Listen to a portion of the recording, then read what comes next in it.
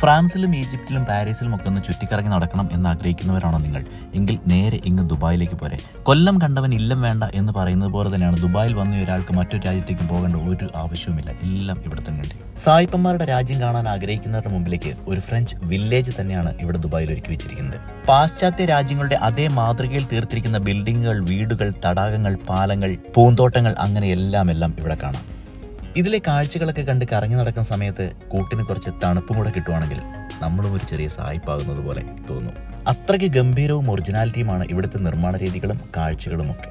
ഇതിനുള്ളിൽ തന്നെ മറ്റു പല പാർക്കുകളും ഗെയിമുകളും ഷോകളും ഒക്കെ നടക്കുന്നുണ്ട്. ചുരുക്കി പറഞ്ഞാൽ ഫോട്ടോ എടുക്കാൻ ആഗ്രഹിക്കുന്നവരുടെ ഒരു സ്വർഗമായിരിക്കും ഇവിടം. ഇവിടുത്തെ പ്രധാനപ്പെട്ട ഒരു ആകർഷണമാണ് മിനി വേൾഡ് എന്ന് പറയുന്ന ഈ ഒരു സംഭവം. ഇതിനുള്ളിൽ നമ്മുടെ ഈ ലോകരാജ്യങ്ങളിലെ ഏറ്റവും പ്രധാനപ്പെട്ടതും വിസ്മയകരമായിട്ടുള്ള എല്ലാ അത്ഭുതങ്ങളും റീക്രിയേറ്റ് ചെയ്ത് വെച്ചിരിക്കുകയാണ് ഇവിടെ. ഈഫൽ ടവറും അമേരിക്കൻ പ്രസിഡന്റ് വൈറ്റ് ഹൗസും അടക്കം നിരവധി അത്ഭുതങ്ങൾക്കൊപ്പം നമ്മുടെ താജ്മഹലും കൂടി ഇതിനുള്ളിലുണ്ട് എന്നുള്ളത് നമുക്കും അഭിമാനിക്കാവുന്ന ഒരു കാര്യം തന്നെയാണ്.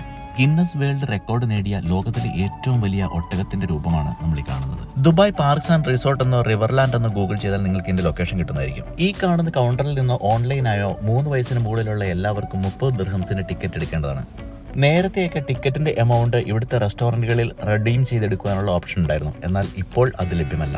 അങ്ങനെ കുറേ കാഴ്ചകളൊക്കെ കണ്ട് നടന്ന് മടുത്ത സമയത്ത് ചിക്കാഡീസിൽ കയറി ഫ്രൈഡ് ചിക്കനും കഴിച്ച് ഞങ്ങൾ നേരെ പോരാനുള്ള പരിപാടിയായി. അപ്പോൾ ഞങ്ങളുടെ ഈ ഒരു ചെറിയ വീഡിയോ നിങ്ങൾക്ക് ഇഷ്ടമായെങ്കിൽ തീർച്ചയായിട്ടും ലൈക്ക് ചെയ്യുക, സബ്സ്ക്രൈബ് ചെയ്യുക, സപ്പോർട്ട് ചെയ്യുക. മറ്റൊരു വീഡിയോയുമായി നാളെ കാണാം. Good bye.